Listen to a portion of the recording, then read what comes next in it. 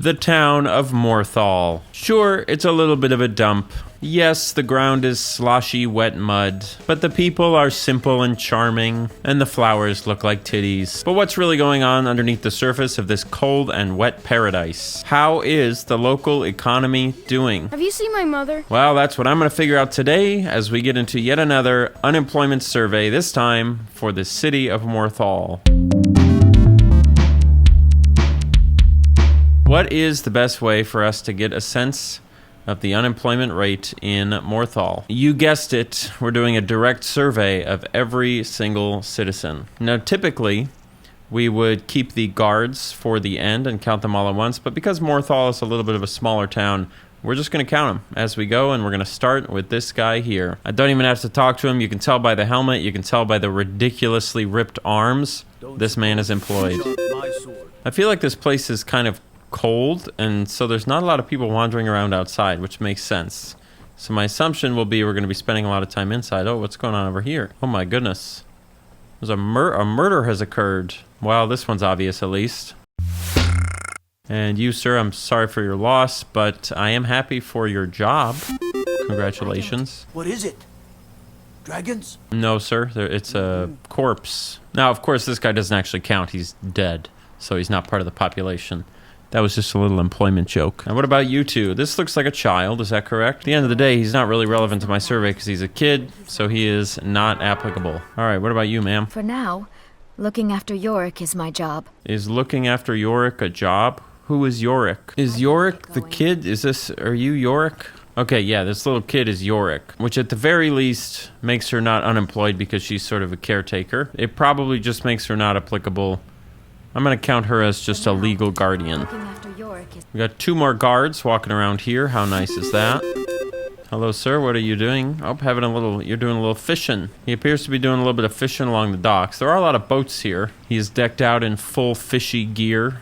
He does look very professional. So he's either a retired guy doing some casual fishing, or he's a professional fisherman. So what I have to figure out is, does the local inn sell fish? If they do, he must be the one catching it. Oh, I've got salmon on the table, and we got cooked bass on the menu. Thank you for catching all the fish for the inn, and thank you for being employed.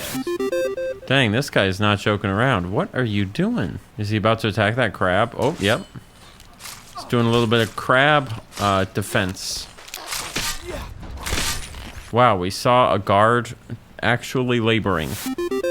Isn't that wonderful? What do you do here in this town, sir? Oh, well, you know, a bit of this, a bit of that. Oh, that sounds like unemployment to me. I figure the guards could always use some help, so I keep my eyes open. So you're kind of like one of those people who is like, I'm gonna really help the cops, you know, and pretends that they are helping the cops, but then the cops come and arrest them. Kind of feel like this guy's unemployed. He's an aspiring police officer, and he says he does odd jobs around the house, but I've known a lot of unemployed people who say that. Like when they don't have a job, they'll be like, oh, you know, I do all sorts of little things, but they're actually just sitting at home playing Skyrim. So I have a feeling that's probably what this guy does. If he really has odd jobs, I need him to prove it to me right here, right now. Standing, taking a look at the wall. This man is unemployed. Looks like across this bridge there's another little place attached to the town. I believe I already counted that guard. And it looks like a sawmill. You know what that's gonna mean. Lots of high quality employment. First and foremost, check this guy out. Working hard or hardly working. This man is working hard. And we got this guy also at the mill. I assume you work here too, right? I'd like to buy some lumber. Because you sell lumber because you're employed. Good day. I like that. Simple, you know, it's a simple industry, but every town's got to have their staple industries, and this place is no different. Based on what I see on the map, that's really everything that Morthal has in terms of outdoor spaces. And people really don't seem keen to wander around the streets of Morthal. I don't know if it's a dangerous place or just kind of a boring place. It kind of strikes me as a boring place, first and foremost. But either way, that is going to wrap up our survey of the outside. Next up, a survey of all the indoor spaces, starting with whatever this is. This is somebody's home. Holy shit, there's a wizard in here. My mother and father died years ago. So this is an orphan. Typically, orphans make good candidates for unpaid laborers, but it doesn't appear that the wizard is making this child work, but it's still fine. Hello, wizard. Thank you for taking care of this orphan. It's nice of you. Mind if I ask you a few questions about what you do? Oh, what have you got for sale? Well, that sort of answers that, doesn't it? He's self-employed. He sells gems and robes and necklaces. He's sort of like those people that you might meet late at night at a bar who you can send money to on Venmo, which makes him employed. Got something to say? Wow, and he even sweeps. What a employed gentleman. I like this guy. Nice guy. All right, what about this place? It looks like a potion shop. It is a potion shop, indeed. With no shopkeeper. Hello? Anybody here? Oh, is this one of those weird, like, walk in, take whatever you want, walk out, and it charges your credit card, like those weird Amazon stores at airports? Like, you just kind of go on the shelves and pick out the stuff you want, you know? Which is good. You know, I like enterprising new business ideas. I think that's really cool of them. To try something a little unconventional, you know? But of course, always make sure you leave something as a tip. All right, it's getting late. So a lot of these houses and stuff are locked. So why don't we check this lovely little inn here, the Moorside Inn, and then we'll get a bed for the night and start again tomorrow. Hello, sir. I already surveyed that guy. What about this guy? Oh, this person's a bard at the inn. And then, of course, back over here, owner of the place, keeper of the bar. You love to see it. And then we've also got this lady. Who are you? They say Hrogar burned down his house for you. Do they? How delightful. I'm lucky to have a man that is so devoted to me. What the heck does that mean? Why are you acting so creepy? These people are like cattle. That's a really weird thing to say about these people that are right next to you. Are you going to commit a terrorist attack? Your name is Alva. Alva, I think I walked by your house and it was locked. Maybe her house will contain some clues as to her employment. As a member of the Bureau, I am actually allowed to enter private abodes. I just have to, provided that I don't cause a disturbance while I'm there. Oh my God, sir. Please relax. I need to know if you're employed. Oh, jeez. I feel like that was self-defense. We're in agreement, I feel like, probably. What's your name, sir? Hrogar. Oh, Hrogar. This is the guy that is devoted to that woman. I'm lucky to have a man that is so devoted to me. So that explains why he's in her house. Or was in her house. Still is, I guess. Okay, well, most likely, if we hadn't come in here, we would have determined he was unemployed, because all he does is stay in her house. He's like an obsessed boyfriend. Because again, in an alternate universe where I didn't have to rightfully defend myself, obviously, from this attacker, I think it's pretty obvious that based on what she said, he was almost certainly unemployed, right? Is that fair? Anyway, let's look around. Let's look for clues to see if she is employed or unemployed. Immortal Blood by Anonymous. Hey, I've heard of them. Rising Threat Volume 3. It really does sound like, again, I haven't decided, but that really sounds like the type of book you would see in like the house of a domestic terrorist, you know? Creepy dungeon. Okay. Nothing in the coffin, thankfully. That's good. Some blood and bones, which is not a good sign, but not inherently an employment disqualifier. A lot more blood over here. Okay, so she most likely does some kind of weird human sacrifice kind of thing, and she has devoted followers, or she did have a devoted follower, trying to start a cult possibly. So I guess the question becomes, is she making money from the cult? There is money out here on this table, which implies she's making money in some way. Maybe he steals her money, and her house is well kept. I mean, she's not some kind of lazy person, right? You have to be pretty dedicated and disciplined to. But does a cult count as like a business? Most likely the people that are following you, sort of dedicated to you, are going to be giving you money, right? Pretend the Census Bureau comes a knocking and says, Alva, are you employed? She'd probably say yes, right? I guess I'm just not really sure what the real world equivalent of this is. But honestly, I think it might be domestic terrorist. I guess there's an argument that you're not unemployed. Where is my pen? I can't ever keep track of these goddamn things.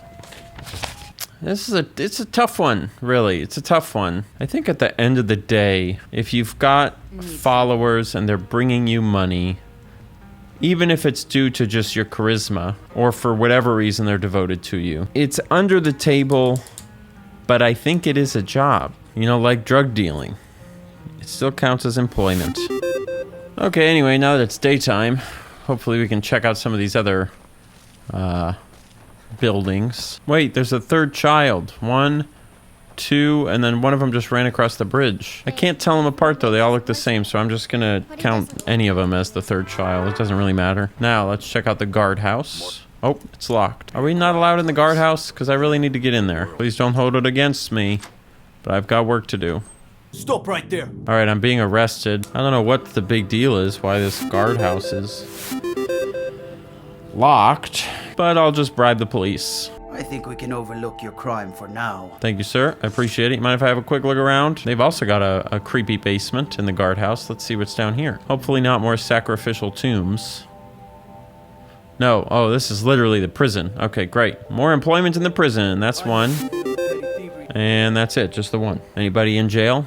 No, not a soul in jail. This is a low crime area, I guess. Okay, so that's most of the buildings done, I think. And then I believe the very last place we have to look is going to be the big Jarl's house, which is where all sort of the government lives, the seat of the local government.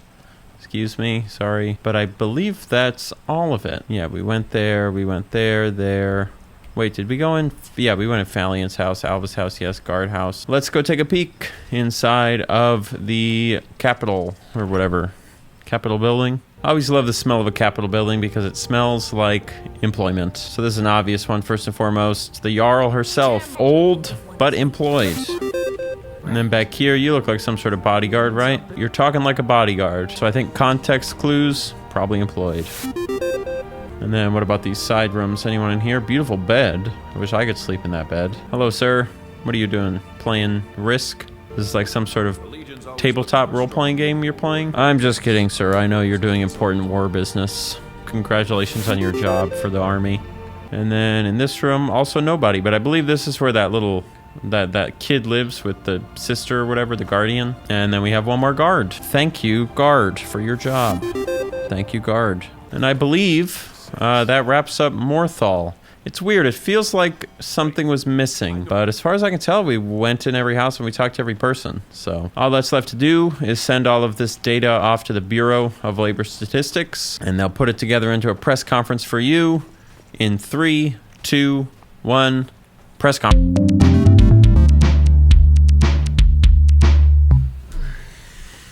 Hello, folks. Hi, everybody. How are y'all doing today? Welcome to the press conference for the unemployment situation, or I'm sorry, excuse me, the employment situation in the city of Morthal in Skyrim. Before we get started, the Bureau wanted me to briefly address the incident with the enumerator, where the enumerator was put into a position where violence occurred. Upon reviewing the evidence in full, it actually turns out that the victim self-separated his own head prior to the axe even getting anywhere near there.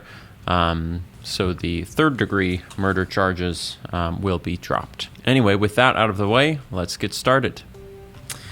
Total surface payroll employment for Morthal is at 18 persons, and unemployment is at an even 10%, the Bureau of Labor Statistics reported today. Morthal is a medium-sized town in the hold of Hajal March, with a population of 25, largely consisting of working-age individuals employed in policing and defense industries. Economically, the city lacks a healthy variety of business that one might associate with a growing economy, but it does have two staples of the region. It has a multi-purpose tavern, as well as a lumber mill. One potion supply store and one independent jeweler bookend the main street of the city.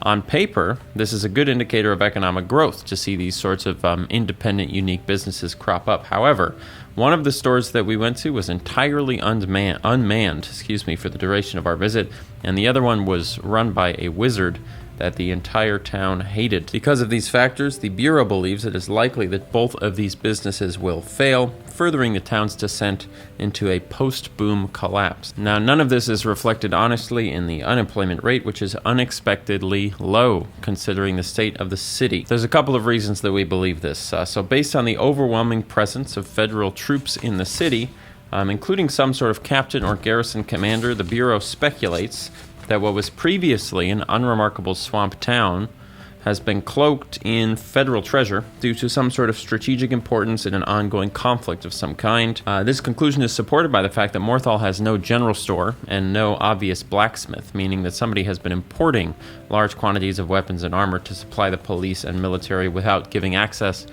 to that stuff to the citizens themselves. Now, this means that to conclude anything wholly positive about Morthal's future economically would be disingenuous, as it's likely that once the war itself comes to an end, most of that federal money will dry up and Morthal will be left either to reinvent itself through accepting the local wizard businesses, so to speak, or let superstition atrophy the few healthy limbs that the city has left. So 10% puts Morthal just behind Whiterun in Skyrim and significantly behind Solitude, one of its closest neighbors in the region. This data comes from a survey, blah, blah, blah. We don't ever need to know that. We at the Bureau, of course, wish them the best of luck, but that is going to conclude our press conference, as well as the video. Thanks so much for watching. If you want to support, I'm sure you can figure out how, just like all the people scrolling by did as well. Of course, I make a lot of music. I have a new song for you. That's going to wrap up the video. Thanks so much, everybody. I'll see you for the next unemployment report. Where shall we go? Probably back to Pokemon.